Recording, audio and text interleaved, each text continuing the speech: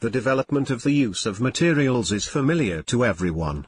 We can speak of an age of iron, before 1830, an age of steel, 1830 to 1910, and an age of alloys, light metals, and synthetics, since 1910.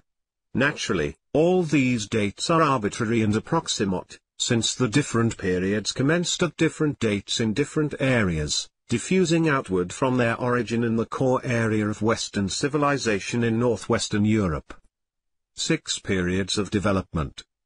When we turn to the developments which took place in economic organization, we approach a subject of great significance.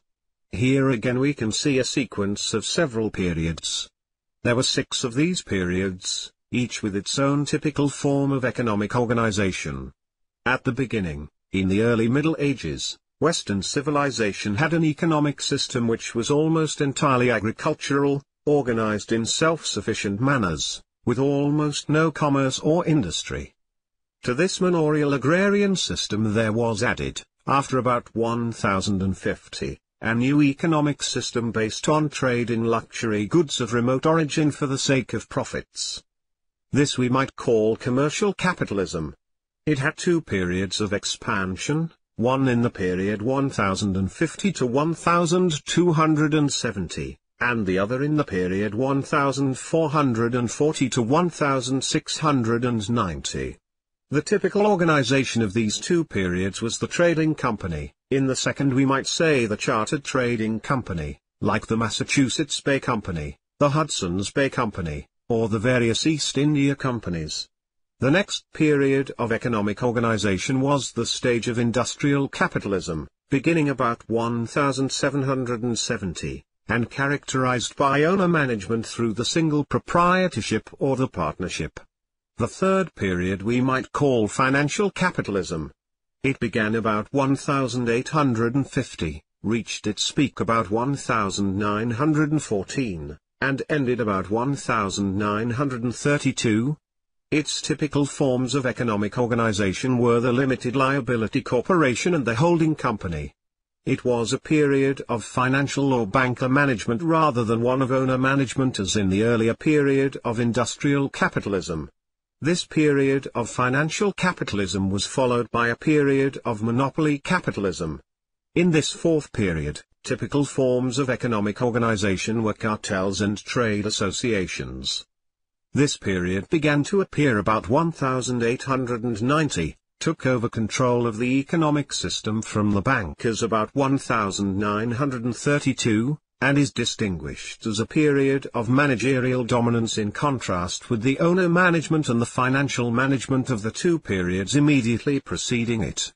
Many of its characteristics continue, even today, but the dramatic events of World War II and the post-war period put it in such a different social and historical context as to create a new, 6th, period of economic organization which might be called the pluralist economy. The features of this 6th period will be described later. Stages of economic development. The approximate relationship of these various stages may be seen in the following table. Typical. Name dates organization management. Manorial 6701 manor custom. Commercial capitalism A. 1050 to 1270 company municipal mercantilism. B. 440160 chartered state mercantilism. Company. Industrial capitalism 1770 to 1870 private firm owners. Or partnership. Financial capitalism 1850 to 1932 corporation and bankers. Holding company. Monopoly capitalism 1890 to 1950 cartels and trade managers. Association. Pluralist economy 1934 present lobbying groups technocrats. Finance and monopoly capitalism. 2 things should be noted. In the first place, these various stages or periods are additive in a sense. and there are many survivals of earlier stages until later ones. As late as 1925 there was a manor still functioning in England, and Cecil Rhodes's chartered company which opened up Rhodesia, the British South Africa Company, was chartered as late as 1889. In the same way owner-managed private firms engaging in industrial activities, or corporations and holding companies engaging in financial activities, could be created today. In the second place, all the later periods are called capitalism. This term means an economic system motivated by the pursuit of profits within a price system. The commercial capitalist sought profits from the exchange of goods, the industrial capitalist sought profits from the manufacture of goods, the financial capitalist sought profits from the manipulation of claims on money, and the monopoly capitalist sought profits from manipulation of the market to make the market price and the amount sold such that his profits would be maximized. 4 major stages of economic expansion.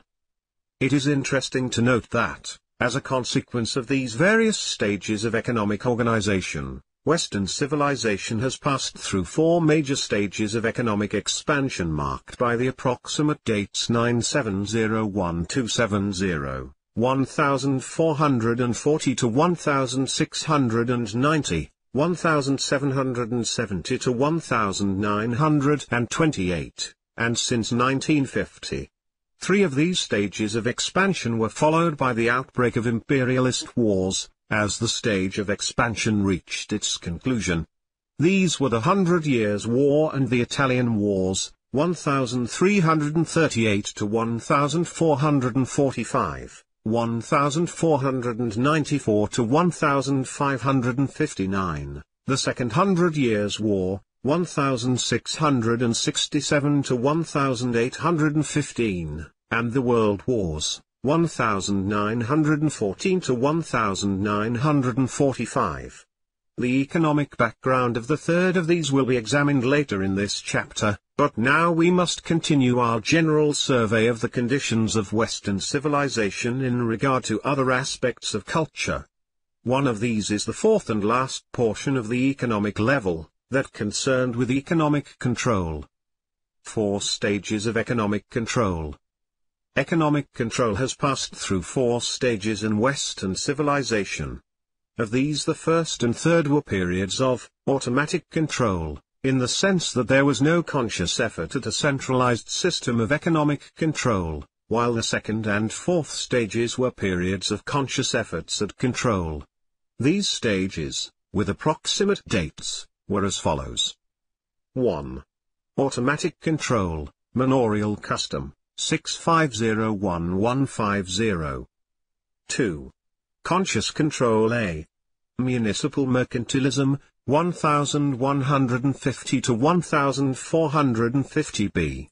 State mercantilism, 1450 to 1815. 3. Automatic control, laissez-faire in the competitive market, 1815 to 1934. 4. Conscious control, planning, both public and private, 1934. It should be evident that these 5 stages of economic control are closely associated with the stages previously mentioned in regard to kinds of weapons on the military level or the forms of government on the political level. The same 5 stages of economic control have a complex relationship to the 6 stages of economic organization already mentioned, the important stage of industrial capitalism overlapping the transition from state mercantilism to laissez-faire. The social level of a culture. When we turn to the social level of a culture, we can note a number of different phenomena, such as changes in growth of population, changes in aggregates of this population, such as rise or decline of cities, and changes in social classes. Most of these things are far too complicated for us to attempt to treat them in any thorough fashion here. We have already discussed the various stages in population growth, and shown that Europe was, about 1900, generally passing from a stage of population growth with many persons in the prime of life, type B, to a stage of population stabilization with a larger percentage of middle-aged persons, type C. This shift from type B to type C population in Europe can be placed most roughly at the time that the 19th century gave rise to the 20th century. At about the same time or shortly after, and closely associated with the rise of monopoly capitalism, with its emphasis on automobiles, telephones, radio, and such, was a shift in the aggregation of population. This shift was from the period we might call the rise of the city, in which, year by year, a larger portion of the population lived in cities, to what we might call the rise of the suburbs, or even the period of megapolis, in which the growth of residential concentration moved outward from the city itself into the surrounding area. Changes in social classes. The third aspect of the social level to which we might turn our attention is concerned with changes in social classes. Each of the stages in the development of economic organization was accompanied by the rise to prominence of a new social class. The medieval system had provided the feudal nobility based on the manorial agrarian system. The growth of commercial capitalism, in two stages, gave a new class of commercial bourgeoisie. The growth of industrial capitalism gave rise to two new classes, the industrial bourgeoisie and the industrial workers, or proletariat, as they were sometimes called in Europe. The development of financial and monopoly capitalism provided a new group of managerial technicians. The distinction between industrial bourgeoisie and managers essentially rests on the fact that the former control industry and possess power because they are owners, while managers control industry, and also government or labor unions or public opinion, because they are skilled or trained in certain techniques. As we shall see later, the shift from one to the other was associated with a separation of control from ownership in economic life. The shift was also associated with what we might call a change from a two-class society to a middle-class society.